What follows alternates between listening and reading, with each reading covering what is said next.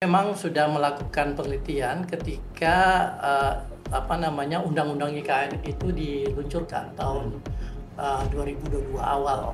Ya, jadi di situ saya mulai riset tentang IKN. Jadi saya ikuti dari awal sampai sekarang. Nah, progres yang terakhir itu adalah bahwa IKN itu sudah akan menghabiskan total biaya sekitar 92 triliun. Nah, 92 triliun ini adalah duit yang 100% dari APBN, ya. Dan ini merupakan 20% dari estimasi total biaya IKN sebesar 466 triliun. Dari 90 ini budget atau sudah ada yang dikeluarkan? Udah mau habis. Sudah mau dihabiskan? Sudah mau habis. Tapi kita udah mendengar kabar kalau Pak Prabowo sendiri agak enggan untuk pindah ke IKN. Dan sebenarnya saya sih maklum sekali kalau misalnya Pak Prabowo enggan untuk pindah. Kenapa? Karena IKN tidak akan mampu berfungsi penuh sampai sekitar mungkin 5-10 tahun ke depan.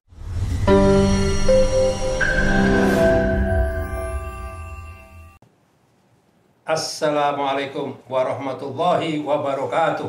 Waalaikumsalam warahmatullahi wabarakatuh. Pakai ginian kan? Mulai membidik. Jumpa kembali dalam channel YMMC Yusuf Martak Channel dalam rubrik Rutan. Nah, ini kalau tamu baru pasti kaget di Rutan. Bukan tahanan, tapi ruang tanya. Oh, oke, Iya. ruang tanya. Wah. Bersama Yusuf Martak Channel dan NB Channel. Ini sudah selalu kita timbul dan terbit di hari Rabuan jam 4-an. Jadi para pemirsa yang sudah mengikuti podcast kita, standby lah di setiap hari Rabu hari Rabu setiap jam 4. Insya Allah kita akan membahas ada beberapa topik. Yang paling utama adalah topiknya yaitu mengenai mencari pemimpin untuk DKJ. Ya. Sebenarnya gini, kita harus petakan dulu tantangannya. Apa problemnya? Dalam arti kata memetakan. Nah, memetakan tantangan sehingga ketika tantangannya sudah terpetakan, maka kemudian potensial kandidat yang suitable dengan itu baru bisa didapatkan. Setuju. Pada hari ini, alhamdulillah saya bersama Mas Bambang Wijoyanto dan dengan tamu kita yaitu Zulfikar Amir. Ini namanya Zulfikar ini, wah ini Dia bukan Sul. Zulfikar Amir. Zulfikar, bukan Zulfikar. Bukan Soalnya Bandung Tea. Kalau Sumatera Barat baru Zulfikar. Ini Zulfikar. Beliau ini ahli sosiologi dari perkotaan ya. Saya sosiolog perkotaan. Ya. Masya Allah. Jadi sudah memetakan ya gimana DKI ini ya. Betul. Ya. Jadi Kalau saya masih selalu DKI. Oh iya. Iya, karena kata Bung Refli Harun, kepresnya belum turun. Oh. Iya, dan Belum karena DKJ. belum DKI. Iya, masih Karena ada biar disebut. bagaimanapun ini kan ibu kota. Betul. Namanya ibu kota tuh kalau masih hidup kita jangan ke ibu tiri dulu ya kan. Gitu. Saya mau bilang begini, Bang Yusuf. Kenapa session ini menjadi sangat menarik? Karena Zulfikar ini adalah pengajar tetap di School of Social Science Nanyang Technological University. Khususnya di bidang Science, Teknologi, dan Society. Siapa ya? Beliau. Waduh. Dan beliau profesor cuy. Profesor. Jangan lihat mukanya muda. Iya. Kalau yang ini jelas provokator gitu. Kalau ini profesor. Sampai sekarang masih aktif ya? Masih ngajar Pak di Singapura ya. Di Singapura ya? Ya. Masya Allah. Ya. Sebelum ngomongin soal peta tantangan Jakarta, kita spill dulu soal Zulfikar ini adalah seorang yang mengamati IKN. Oh. Mengamati IKN. Tapi perdebatannya kita tidak lagi memperdebatkan lebih baik membangun 14 atau 40 kota lain dengan dana seperti yang ada di IKN. Karena itu akan justru membangun pertumbuhan dan pemerataan jauh lebih cepat. Tidak itu.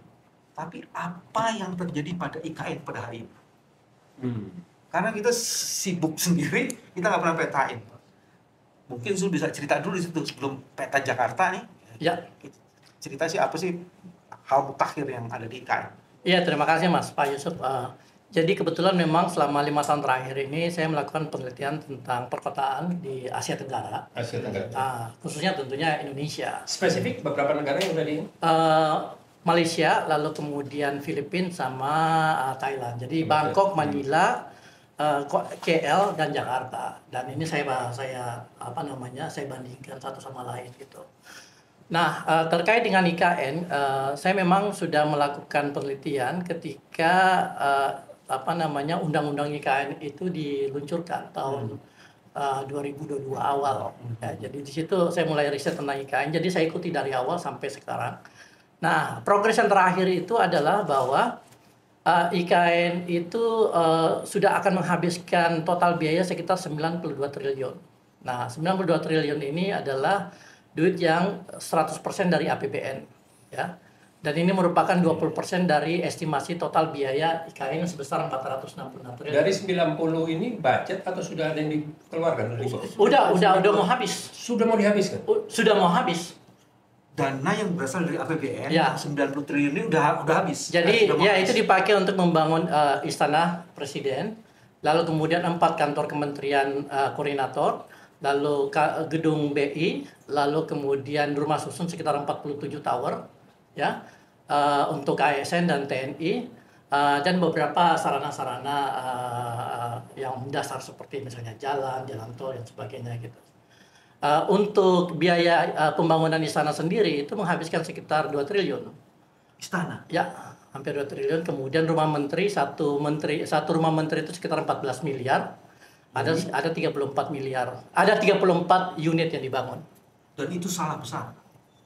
Karena kabinet Prabowo lebih dari 34. Jadi kemungkinan mereka nambah. Dan itu nggak ada dalam perencanaan. Nah, iya betul. Berarti kalau nanti menterinya Ya. lebih dari 34, berarti tidak ada kemungkinan tidak tinggal di IKN. Kemungkinan besar. Semua atau yang 6? Ya mungkin Tinggalnya juga di apartemen, ya. bukan lagi di rumah menteri. Tapi kita udah mendengar kabar kalau Pak Prabowo sendiri agak enggan untuk pindah ke IKN. Ini menarik. Dan sebenarnya saya sih maklum sekali kalau misalnya Pak Prabowo enggan untuk pindah. Kenapa? Karena IKN tidak akan mampu berfungsi penuh sampai sekitar mungkin 5-10 tahun ke depan. Tahun ini ketika selesai, ketika 92 triliun itu sudah habis, selesai. berfungsi 10% pun sebagai kota itu udah bagus. Ya kan? Alasan? Karena masih banyak fasilitas dan infrastruktur yang dibutuhkan. Yang itu semua butuh biaya. Ya. Bahkan untuk listrik untuk rumah susun pun belum masuk. Mari kita periksa satu-satu. Contoh, diperlukan ASN. Ya. Jumlah ASN kita Ada sekitar 3 atau 4 juta ya 3 untuk atau 4 pemerintah juta. pusat ya. Untuk pemerintah pusat aja. Ya. Yang dibangun apartemennya Itu hanya untuk 40.000. 40.000. 40.000. Jadi baru 10% bos. Kalau 4 juta. Berapa tower? 40.000 unit ya, 40.000 unit. 40.000 unit. Iya, soalnya akan ada 47 Berapa tower nih? 47 tower. 47 tower. Ya. 40.000 berarti satu tower 1.000 lah ya. Ya, sekitar. Dan satu unit itu disarankan akan diisi oleh 3 ASN yang belum menikah. Jadi mereka akan memprioritaskan ASN yang belum menikah untuk dipindahkan sana. Ya kalau ASN belum menikah berarti ASN yang belum mempunyai jabatan struktural. Bisa jadi. Harusnya udah menikah. Nah, semua. iya. Nah, sisanya akan tetap berada di Jakarta. Jadi butuh waktu untuk IKN ini berfungsi sepenuhnya sebagai ibu kota. Sekarang itu kalau kita lihat apa yang ada di sana itu belum menjadi sebuah kota, baru menjadi sebuah kompleks perkantoran. Kompleks perkantoran pun belum lengkap kan sebenarnya. Belum lengkap. Seluruh kementerian udah di situ. Ininya kementerian Belum ada. Belum ada. Baru 4 kantor Kemenko. Jadi Menko-nya baru dibangun, kantor Menko-nya, kantor menterinya. Nanti kantor-kantor menterinya di bawah itu mungkin saya nggak tahu gimana caranya ya. Tapi dari progres yang saya ikuti ya hampir tiap hari belum ada kantor-kantor kementerian khusus gitu yang dibangun. Oke, jadi dari fasilitas untuk ASN belum ada. Belum memadai. Fasilitas untuk perkantoran itu belum memungkinkan, Betul. belum memadai. Terus katanya Agus ini mau bikin proklamasi di sana. Nah itu kan tadinya Pak Jokowi Kemerdekaan. bilang merencanakan untuk pindah bulan Juli, Ah. ya kan? Dan harapan dia ketika dia pindah, ASN juga pada pindah. Kan nggak mau lah dia tinggal sendiri gitu. Nah, tapi rumah susun untuk ASN belum selesai. Jadi ditunda. ASN-nya itu akan dipindahkan bulan September. Nah, kan butuh orang untuk menghadiri upacara. Jadi kemungkinan ada ratusan atau mungkin ribuan ASN dari Jakarta itu akan diterbangkan ke Balikpapan, lalu kemudian nginap di hotel-hotel untuk mengikuti upacara tanggal 17 Agustus 2024. Tapi kan dalam sejarah 17 Agustusan yang datang ke istana cuma para menteri, pejabat-pejabat, bukan ASN. ASN itu di kantornya masing-masing, Bos. Iya, tapi kan butuh orang lah, butuh semacam. Karena dia mau bikin teater ya. Oh jadi iya, panggung. karena lapangan upacaranya tuh udah desain cukup mewah gitu. Gitu. Jadi ini lapangan upacara, ini istana presiden, kantornya di atas yang bentuknya kayak burung Garuda itu. Ini yang dikejar sekarang untuk segera diselesaikan. Oh, dia mau tampilan lah yang akan dikejar. Ya, ini Bukan. ada ya. Ya. Jadi dia mau menciptakan satu momen bahwa inilah puncak keberhasilan Jokowi sebagai seorang pemimpin Indonesia selama 10 tahun. Poinnya cuma ini. Ya. Tampilan jadi cuma Ya. tampilan Oh, doang. Ya. Show. Jadi dia inilah legasi saya gitu, walaupun cuma segini. Belum tentu legasi. menurut Ya. saya. Belum tentu legasi. Betul. Iya kan? Tergantung Prabowo-nya juga.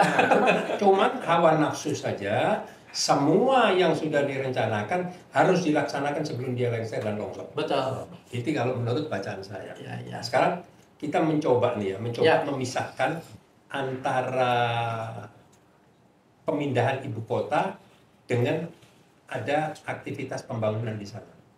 Ya.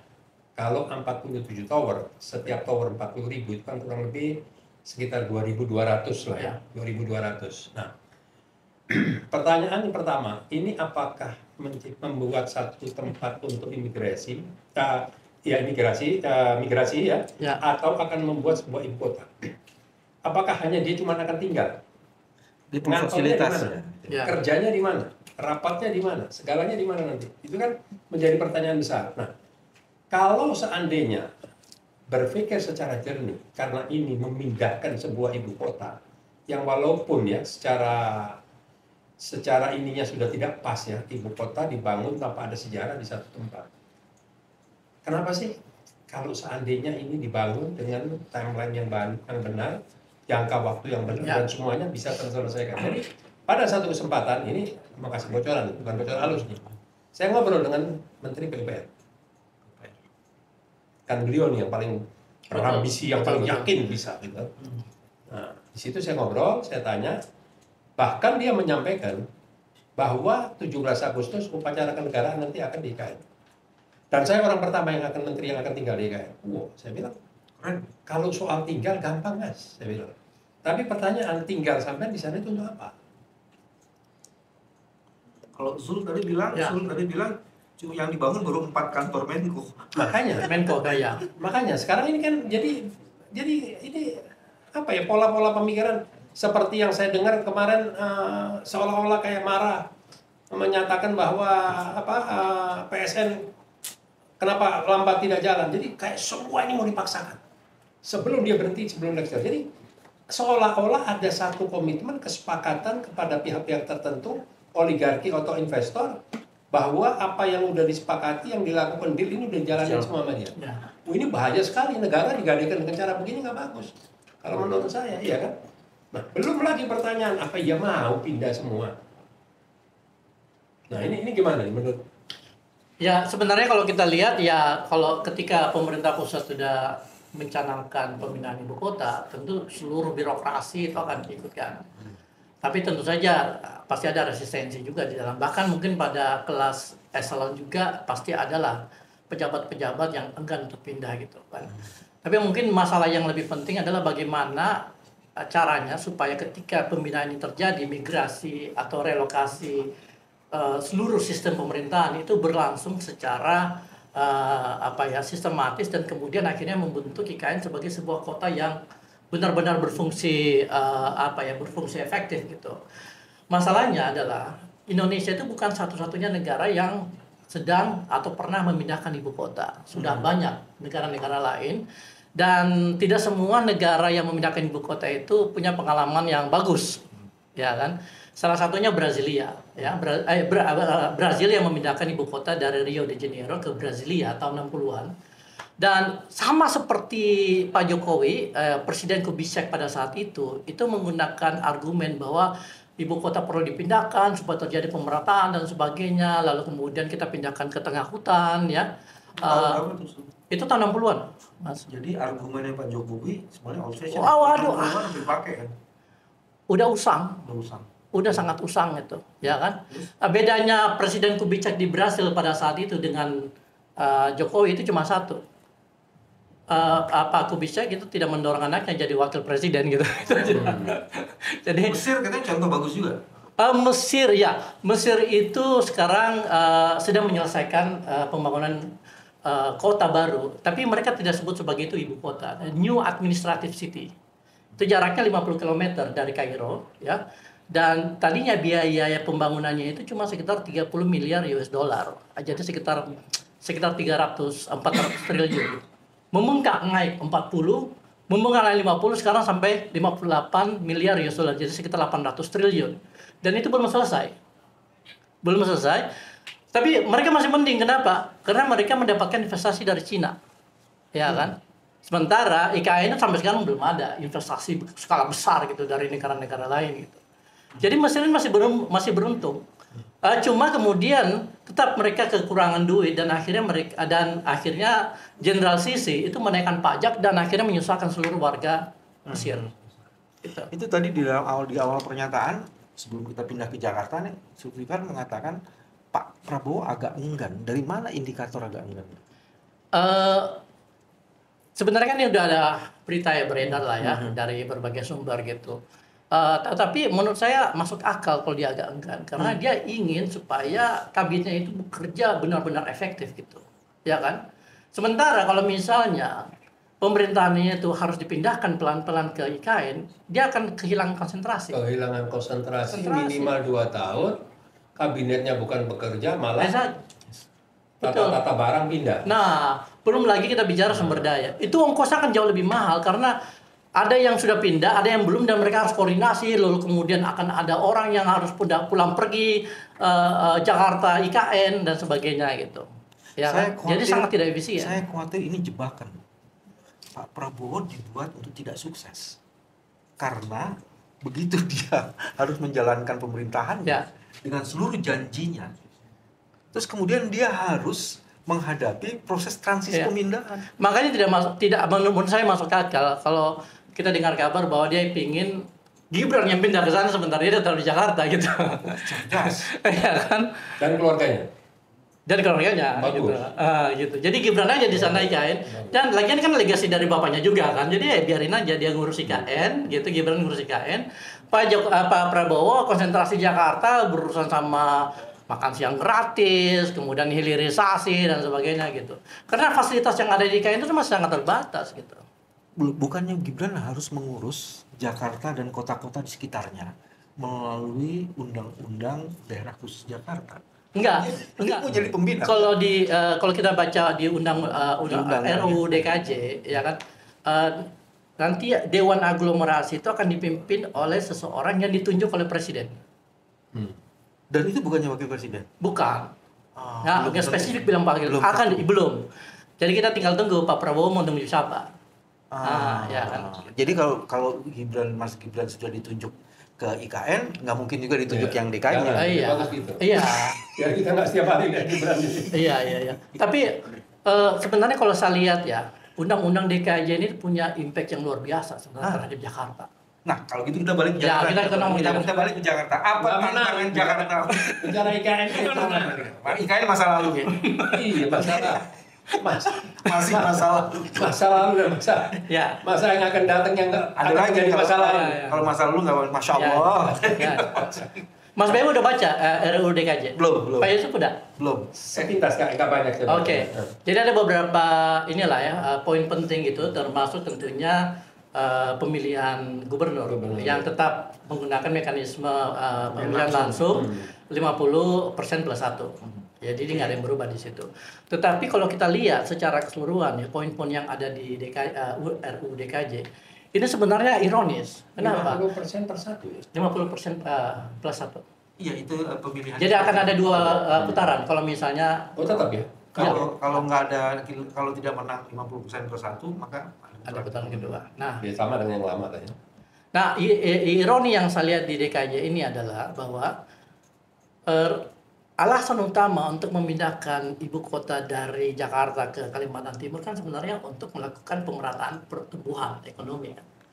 Tapi kalau kita lihat dan baca RUU DKJ ini, dia justru memperkuat dan akan memperbesar kapasitas ekonomi Jakarta. Pertemuan. Karena Jakarta itu akan dilihat sebagai sebuah sistem aglomerasi. Ya. Jadi Jakarta dipimpin oleh gubernur, ya kan? Lalu kemudian ada aglomerasi yang mencakup tidak hanya daerah-daerah tradisional seperti Bogor, Depok, Tangsel ya, tapi udah sampai Tangerang, sampai Cianjur, sampai Bekasi. Dan apapun yang terjadi di Jakarta, semua ini akan mengikuti iramanya gitu. Dan itu sebenarnya pertama menjelaskan konsolidasi ide antara IKN dan DKJ nggak nyambung. Nggak nyambung. Memang nggak nyambung. Dan sekarang bingung-bingung sendiri. Sana mau digedein, malah mengecil, sini mau mengecil, malah mengecil. Jadi benar-benar Pak Yusuf. Jadi di sana akan tetap kecil, di sini akan semakin membesar. Jakarta akan semakin membesar. Sekarang itu APBD Jakarta itu sekitar 80 triliun, ya kan? Kalau kita bandingkan 4 kota, ya, atau 5 kota di seluruh Asia Tenggara yang paling besar, Jakarta itu adalah kota yang paling kaya dari aspek PDB, GDP-nya ya, gross domestic product. Kalau kita bandingkan Jakarta sama Bangkok, sama Manila, sama KL itu nggak ada apa-apanya. Mereka nggak ada apa-apanya, iya, Jakarta nggak ada apa-apa. Jakarta yang paling besar ekonominya. Ya tentu yang paling besar kalau kita lihat dari segi kota sih Singapura. Tapi Singapura kan city state, jadi nggak bisa kita bandingkan gitu. Tapi Jakarta yang paling kaya sebenarnya, paling gede ininya GDP-nya ya. Lalu kemudian dari budget tahunan, Bangkok itu setengah dari Jakarta. Bangkok cuma setengah dari Jakarta. Manila itu 1/4. KL itu masih di bawah Jakarta. Nah, ini kan masih kepo ya. Balik ke kayaknya. Katanya masalah. Tamu pejabat dari luar negeri, Ya. kalau mau ada keperluan rapat dan lain sebagainya di ibu kota Indonesia, Ya. dia naik pesawat landingnya di mana? Ada satu bandara yang sedang dibangun, namanya Bandara VVIP. Untuk VVIP aja. Cuma VVIP aja. Tapi Sebenarnya bandara ini tidak ada dalam rencana awal, setahu saya. Karena rencananya kan master plan-nya itu adalah membuat. Karena takut dengan pertanyaan saya. Ah, Kan lucu. Landingnya di Balikpapan, tapi ke ibu kota, masuk ke gate seperti kawasan. Nah, karena memang awalnya itu master plan-nya adalah Tri-City. Tri-City itu konsep 3 kota, Samarinda, Balikpapan, Sebenarnya IKN. kalau mau, mendingan begitu. Balikpapan dijadikan nih, ganti nama menjadi ibu kota, jadi orang. Sebenarnya begitu tapi diubah lagi. Nah iya kan. Tapi kemudian sepertinya Pak Jokowi itu capek naik kendaraan gitu dari Balikpapan ke IKN karena 2 jam kan lewat jalan. 2 jam, iya. Kalau udah jalan tolnya udah jadi sekitar 40 menit. Pasti harus Ya, tahan. tapi kan capek juga kan. Ya udah, jadi dibuatin bandara kecil, VVIP.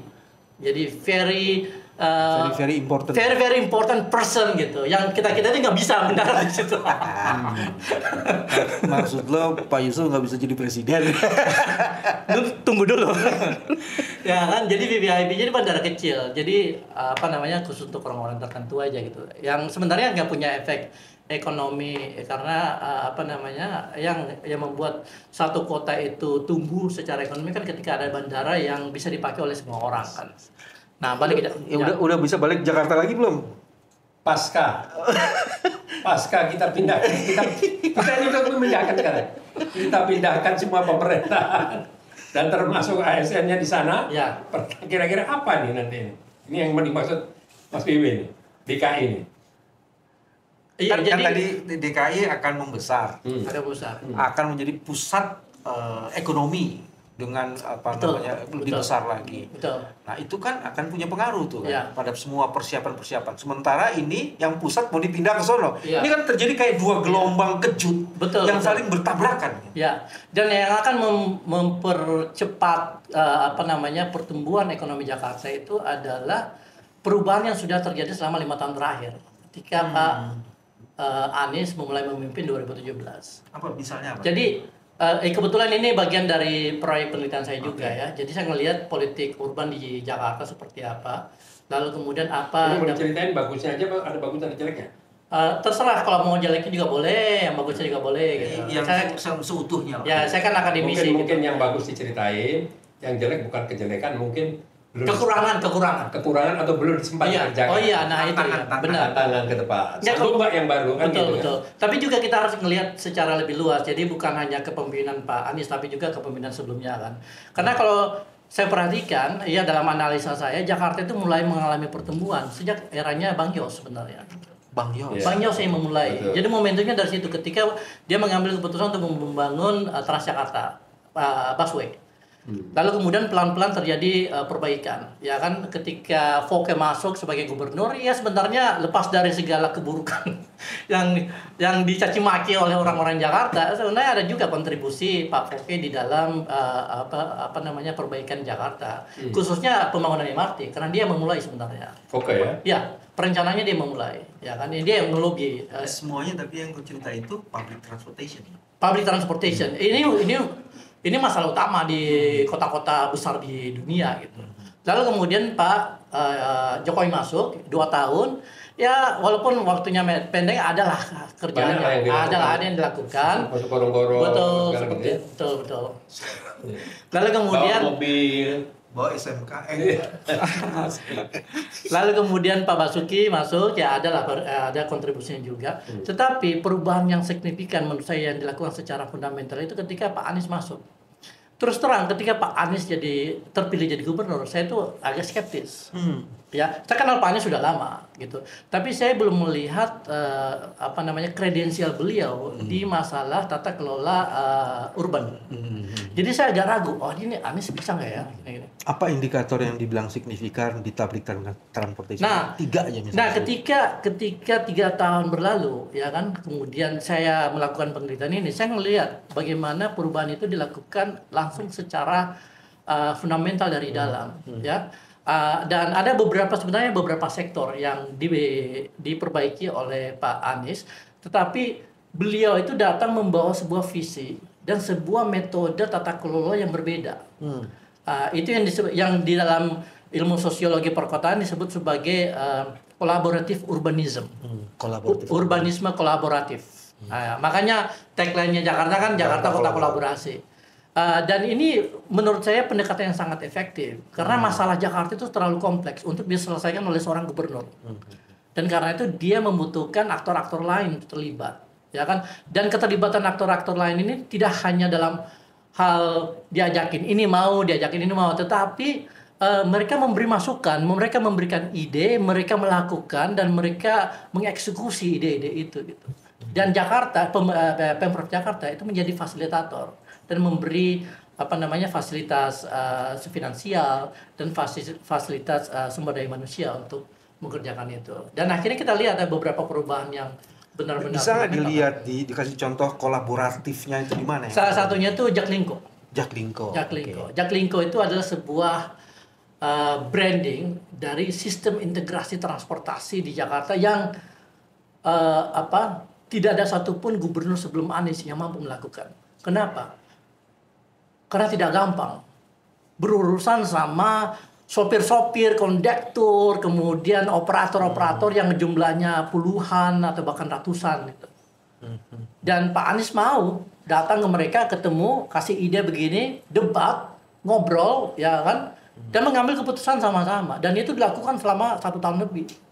Ada lagi katanya salah satu yang paling menarik adalah membuat peta transportasi Jakarta. Ya. Dan itu dilakukan bukan oleh Pemda, tapi memfasilitasi. Nah, ya. Itu gimana? Itu bagian dari kolaborasi di dalam sistem transportasi massal di Jakarta, ya kan. Dan ini terus berkembang ya, dan kemudian akhirnya kita bisa lihat kan jumlah penumpang atau jumlah pengguna transportasi publik Jakarta itu naik signifikan selama 5 tahun terakhir. Seperti itu. Ini belum lagi kita bicara tentang sektor-sektor yang lain, misalnya penanganan banjir, lalu kemudian perumahan dan sebagainya gitu. Penanganan banjir, apa Bos yang menarik? Ya, tentu kita udah tahu kontroversi mengenai naturalisasi gitu. Tapi kan sebenarnya ide naturalisasi ini bukan dari Anies, dari orang Pemprov sendiri sebenarnya. Jadi ide ini udah ada, ya kan? Dan sebenarnya ide ini itu adalah ide yang memang dikembangkan oleh ahli-ahli hidrologi perkotaan. Jelasin dong, ya kan? naturalisasi. Jadi naturalisasi basically melihat bahwa air yang datang, yang jatuh itu harus ditangkap, harus dipertahankan selama mungkin di dalam tanah supaya bisa kita manfaatkan. Nah itu resapan, basically. Resapan. Ya, itu yang kemudian disebut sebagai istilah sponge city. Kota kalau sponge itu busa gitu ya.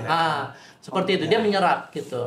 Dan ini sebenarnya ada kaitannya sama perubahan cuaca, perubahan iklim, lalu kemudian resiko banjir yang semakin tinggi dan sebagainya. Gitu. Jadi Pak Anies melihat bahwa ada satu pendekatan yang selama ini dianaktirikan karena paradigma perkotaan yang terlalu kaku, ya, yang kemudian akhirnya dia beri kesempatan dan prioritas untuk dijalankan. Gitu. Dan dia kemudian menjadi orang paling depan untuk menarasikan ini gitu, dan dia siap dicaci maki. Padahal sebenarnya yang punya ide itu ya orang-orang Pemprov sendiri gitu.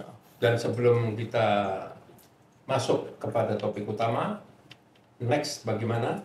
Ya. Ini pernah menjadi satu cerita yang nyata waktu saya undang Gubernur Anies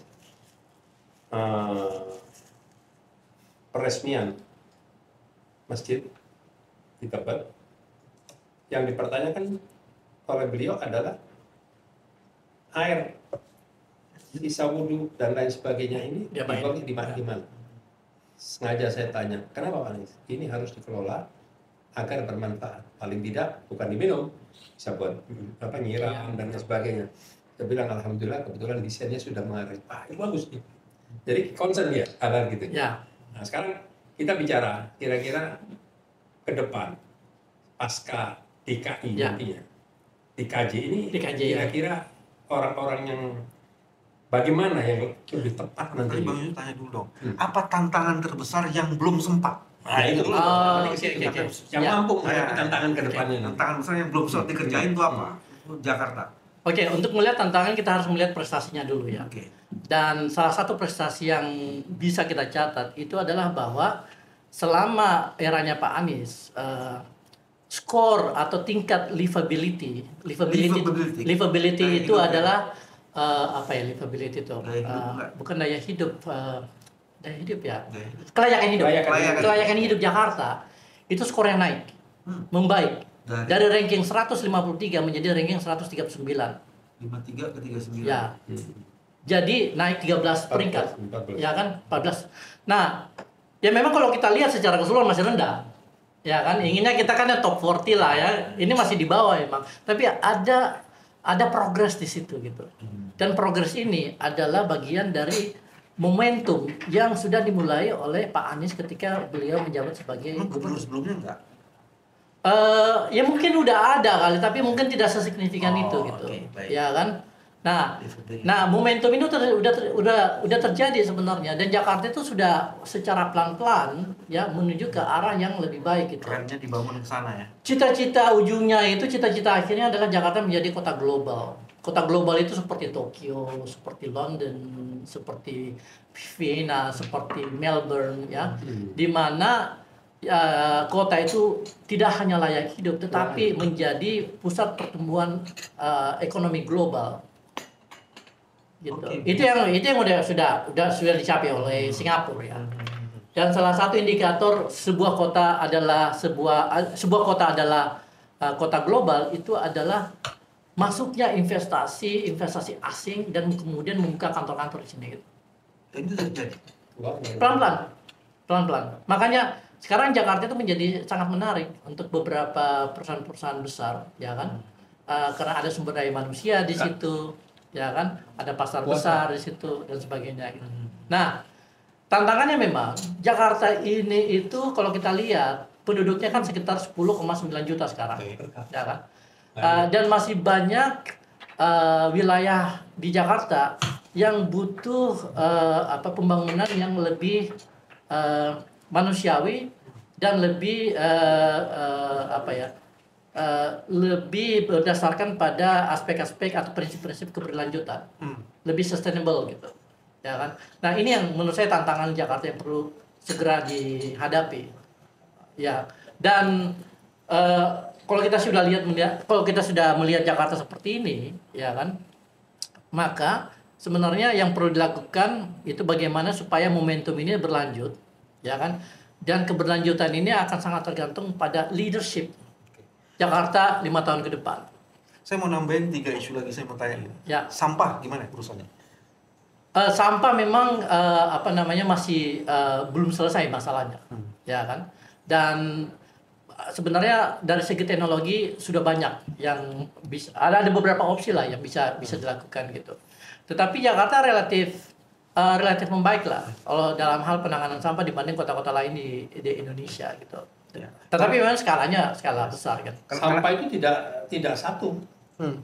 Ada, kalau bagi saya sampah itu ada 3 kali ya, kalau nggak salah ya. Maksudnya? Nah, 3 jenis ya. Iya, jadi sampah masyarakat. Sampah rumah tangga. Jadi gini, sampah yang dikelola memang di tempat pengelolaan sampah. Ya. Contoh seperti Bantar Gebang dan lain Iya sebagainya. betul. Ya. Nah, ada program-program yang saya dengar itu adalah mengelola sampah di daerah perumahan. Gimana? Sebelum sampai di sana ya. Seolah-olah sampah dapat dikelola di pemukiman, jadi istilahnya ramah lingkungan lah, kurang lebih begitu. Ya. Nah ini yang mana nih yang sudah berjalan? Kalau yang saya melihat kayaknya belum ada yang jalan nih. Iya. Belum bicara medis ya. Betul. Memang medis. memang sampah itu adalah sektor yang masih perlu dibenahi Jakarta. Iya. Ya kan? Dan ya butuh ini lagi memang butuh kepemimpinan yang paham tentang itu kan. Belum lagi masalah air, belum lagi masalah yang lain. Ngomong sampah dulu. Jakarta dibandingkan Kuala Lumpur, Thailand, dan satu kota lagi mana tadi? Bangkok. Bangkok. Manila ya, sama KL ya. Itu di mana posisi Jakarta dalam mengelola sampah? KL sama Bangkok itu jauh lebih bagus. Ya, Bangkok enggak? Bangkok Gitu ya? ya. Filipina hancur kalau Bangkok. Manila yang masih di bawah Jakarta. Ya. Oke. Ya kan? Tapi Jakarta sebentar lagi mau disalip nih sama Ho Chi Minh City. Dalam konteks ini. Dalam konteks ya. Pengelolaan sampah. Atau livability juga tadi. Udah livability-nya juga, ya. Gitu. Oke, satu sampah. Terus yang kedua, di setiap kota yang ingin menjadi kota besar harus mempunyai yang disebut dengan tempat-tempat yang bisa membangun sivilisasi, Ya. gedung kesenian yang keren, untuk orkestrasi, untuk macam-macam kayak gitu. Ya. Jakarta bikin itu enggak? Dia bikin JIS, tapi Ya. untuk kesenian yang luar biasa gitu. Ya. Jangan bersifat membangun fisiknya saja kan? Ya, Ya, istilahnya untuk kepentingan maslahat keumatan. Ya, betul, kayak gitu. betul, Jadi betul, ada Perlu Nah, itu sangat diperlukan. dalam konteks Saya lihat itu agak tertinggal. makanya saya mau tanya. Ya, memang kalau kita lihat memang selama 5 tahun pertama Pak Anies itu ya tidak semua pekerjaan itu bisa diselesaikan. JIS itu salah satu prioritas karena itu adalah janji, ya kan. Nah, untuk masalah kesenian, untuk infrastruktur kesenian, renovasi tim Itu sesuatu banget. Oh ya. Sesuatu banget. Tapi senimannya kemana? Nah itu dia. Jadi mungkin Bikin pasarnya dulu. berikutnya komunitasnya kan yang dibangun. Balik Ya lagi kan? ke IKN lagi nanti. Bangun ini dulu, baru nyiapin yang Tapi sebenarnya membangun sesuatu itu harus terintegrasi. Betul. Master plan-nya harus dipersiapkan dari awal. Betul sekali Pak. Jadi ketika kita membangun sarana fisik, komunitasnya juga harus dibangun bersama-sama gitu, ya kan. Nah, saya kira ini yang PR yang perlu. Ada yang Jadi kritik membangun saya. Betul. Ketika dimasukin dapat porsi yang nyaman karena awalnya dulu tidak ada aktivitas di sana kecuali seniman. Ya. Iya kan, seniman dan lain sebagainya. Ya. Pada protes semua kan. Benar. Waduh, teriak-teriak datang ke saya semua. Jadi kota-kota besar di dunia yang hebat itu selalu punya tempat-tempat berkesenian. Iya. Dan itulah tanda sivilisasi sebenarnya. Nah, Betul. saya mau cari yang satu yang unik. Jakarta adalah salah satu kota yang dikepung dan diserbu oleh 12 sungai. Ya, Di berbagai negara yang sudah maju, sungai itu diaktifkan bukan sekedar saluran air. 12. 12. Nggak terlalu berat menurut saya. Enggak, maksud saya itu Iya, itu memang given. iya, Itu iya. Jakarta dan Iya. nah sekarang pertanyaannya adalah bagaimana mengoptimalisasi satu kota yang dikepung oleh 12 sungai yang seharusnya itu bisa jadi sesuatu, bukan sekedar ya. tempat buang sampah atau Ini saluran air. ini yang sebenarnya diadres di RUU DKJ. Jadi dia masuk jadi bagian dari sistem aglomerasi, di mana Jakarta itu akan mampu melakukan intervensi, ya kan, pengelolaan sumber daya air di luar wilayahnya, karena difasilitasi oleh platform aglomerasi itu gitu. Ya, karena selama ini Bang Yusuf problemnya mau menangani air di Jakarta, problemnya itu udah di Bogor. Betul. Jadi betul. mau intervensi Bogor nggak Nah, bisa iya. gitu. Iya.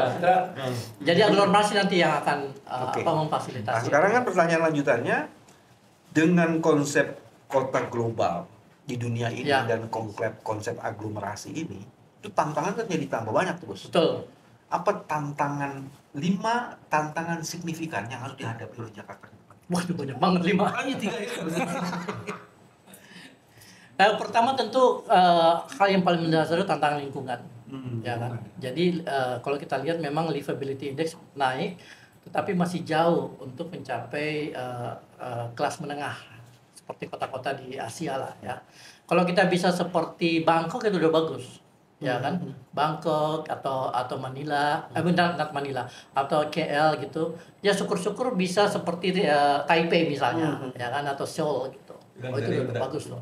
Nah, tantangan lingkungan ini tidak gampang karena penduduk di Jakarta itu 10,9 juta dan mendiami daerah-daerah yang tingkat kepadatannya salah satu paling tinggi di dunia. Jadi tidak gampang.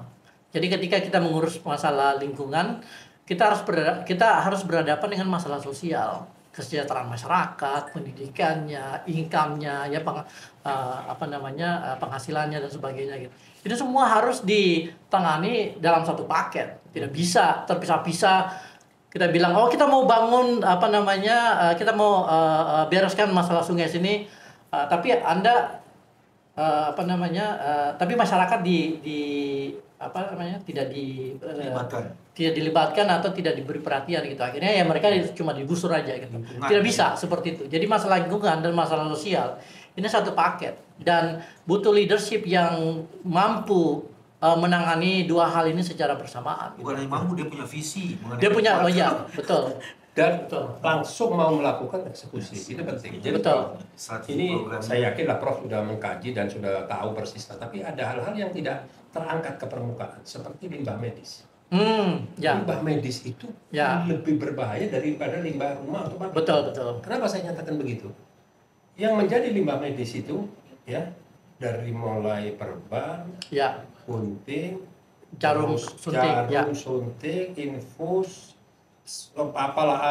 alas tempat tidur dan sebagainya, sampai organ-organnya dipotong dan dioperasi. Dan itu kalau dibuang berarti apa yang terjadi? Nah itu yang harus, kalau itu pernah saya sampaikan, karena saya sampaikan saat itu kepada Pak Anies bahwa di DKI itu ada 327 rumah sakit dan poliklinik. Betul. Itu kemana? Ternyata setelah saya mencari tahu, urusan limbah medis ini dikelola oleh satu orang, konglomerat bagian sampah yang menguasai seluruh Indonesia. Ya. Dia punya 5, 6, 7 perusahaan. Jadi dari manapun yang setahu saya itu dikirimnya ke Jakarta. Jadi Jakarta adalah tempat pembuangan sampah medis terbesar di Indonesia. Oh iya. Dan saya bertemu dengan beberapa rumah sakit di Jawa Timur yang tidak terpikirkan. Waktu saya tanya, misal kayak rumah sakit lupa saya, yang dimiliki oleh Hairul Tanjung, saya ketemu dengan Pak Nuh, saya tanya, dia kaget, dia telepon langsung ke Surabaya, ke manajer situ. Oh iya Pak, itu diangkat seminggu sekali, coba bayangin. Diangkat seminggu sekali, itu sudah tidak boleh. Minimal 2 kali, 1 kali 24 jam harus diangkat. Nah, dibawa kemana? Wah, kami nggak tahu. Cuma per kilo sekian. Iya, iya, iya. Ada yang sampai 50.000 per kilo.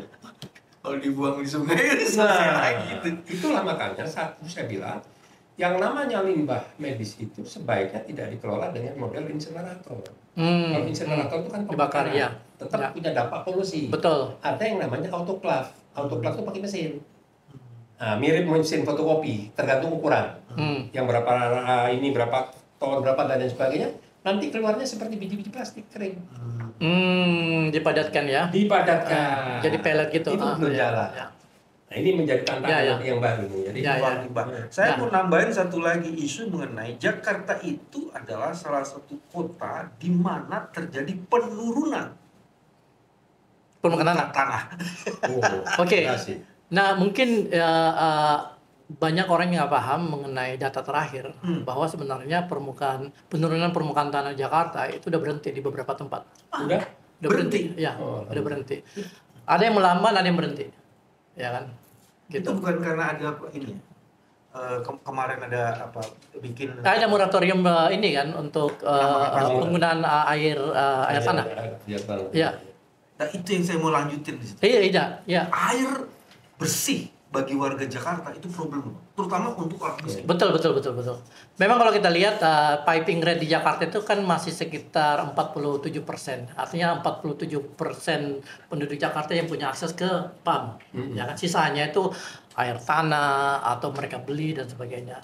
Dan ada kendala ruang di sini ketika kita mau membangun fasilitas air yang kemudian kita berikan akses ke setiap warga Jakarta, karena tidak gampang untuk membangun jaringan pipanya gitu. Belum lagi kita bicara tentang peran institusi, lalu kemudian ada peran perusahaan swasta di sini gitu ya. Nah, sebenarnya ini salah satu PR juga yang perlu diselesaikan. Jadi waktu itu ada ada hambatan legal yang membatasi pergerakan atau aksi dari Pak Anies untuk menyelesaikan masalah ini. Ya, gitu. untuk mengambil alih kembali. Nah, itu. Jadi saya kira ini akan bisa diselesaikan 5 tahun ke depan ketika tipe leadership yang memimpin itu sama dengan sebelumnya gitu. Tantangan yang lain dong sebelum kita ngomong soal leadership, apalagi sebelum yang menarik di Jakarta yang perlu dibahas dari hasil penelitianmu itu di kota-kota. Oh ya, salah satu yang juga menarik itu masalah urban heat island. Apa tuh urban heat island? Urban heat island ini salah satu proyek penelitian yang saya kerjakan baru aja selesai. Jadi kita melihat kenaikan atau penumpukan hawa panas di Jakarta akibat ruang urban yang dibangun tanpa memperhatikan efek udara gitu. Jadi urban heat island ini beda sama perubahan iklim ya, karena ini kita bicara tentang microclimate ya. Jadi iklim mikro di mana ada beberapa tempat di Jakarta itu lebih panas dari tempat yang lain. Kenapa? Karena kurangnya vegetasi, lalu kemudian gedungnya terlalu tinggi, kemudian penggunaan material gedung yang menghasilkan efek rumah kaca. Misalnya di wilayah mana tuh tempat-tempat ini? Salah satunya itu yang paling panas itu di Jakarta Pusat.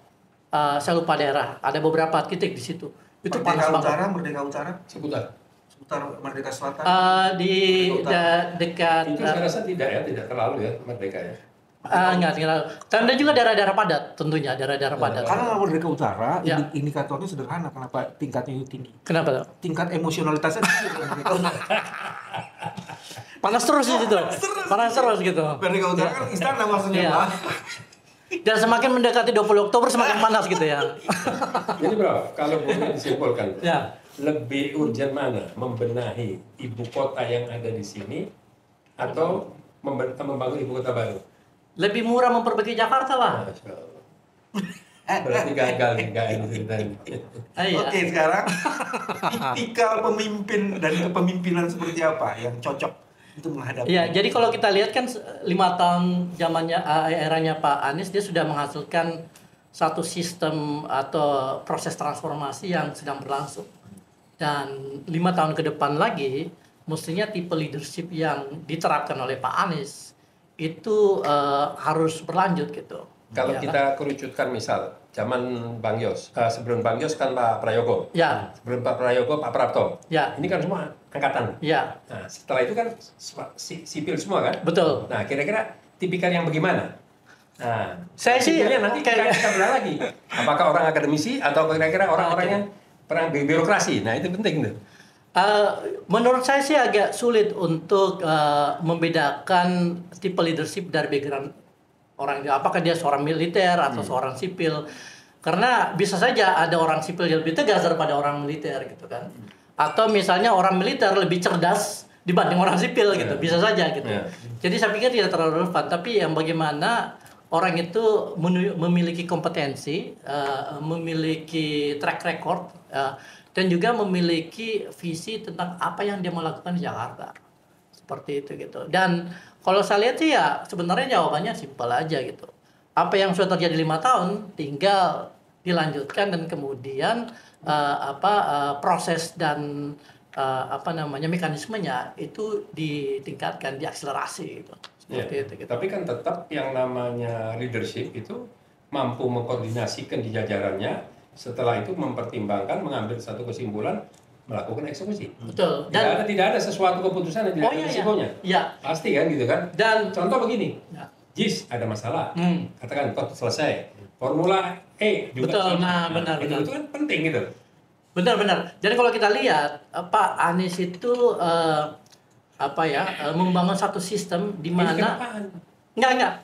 Kita bicara 5 tahun dulu sebelumnya. Yang ke belakang. Ya kan?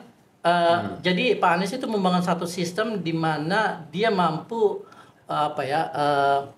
mengenali perilaku atau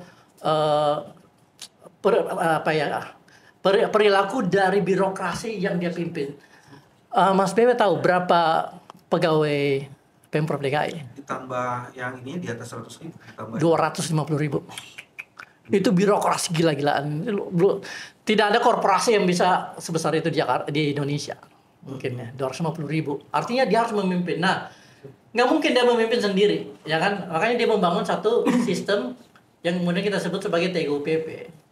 Dia sebut. Jadi TGOPP sebenarnya menjadi sensor dia untuk memahami itu dan kemudian mengeksekusi setiap masalah. tentakel dia. Nah, tentakel dia istilahnya gitu ya.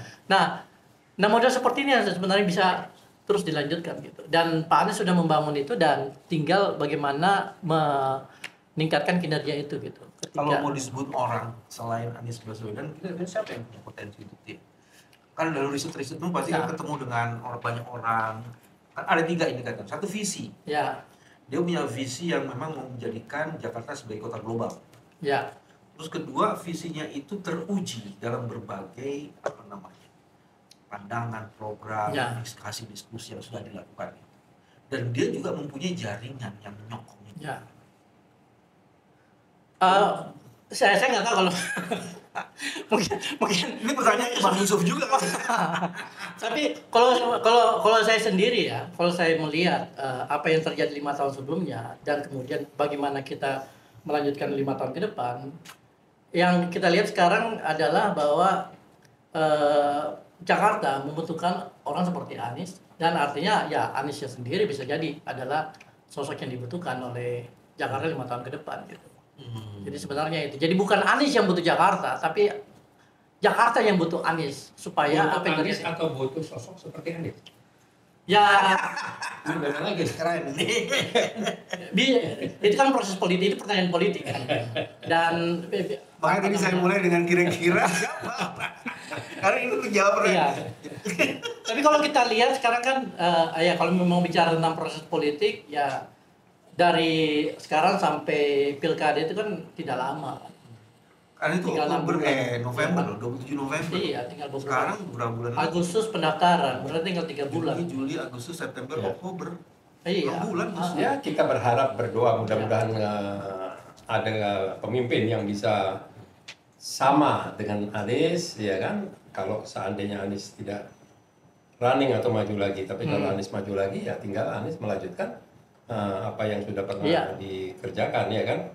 Karena biar bagaimanapun dari sisi struktur atau dari sisi pengelolaan manajemen manajerial itu kan tidak hanya dengan jumlah orang, karena orang ini tidak ada di satu di bawah satu kepemimpinan. Betul. Dalam arti kata benar akan sulit, tapi kan ada BUMD kan. Oh iya, iya. Nah, bagaimana mengendalikan, memonitor dan mengimplementasikan apa yang harus dilakukan di BUMD tersebut.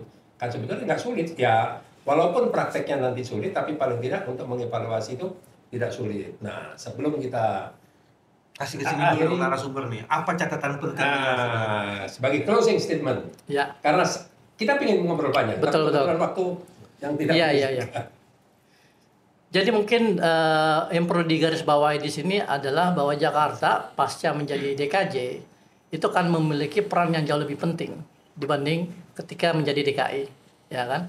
Dengan adanya Undang-Undang DKJ sebenarnya sebuah kesempatan besar sedang diberikan ke Jakarta untuk melakukan akselerasi pertumbuhan secara lebih masif gitu.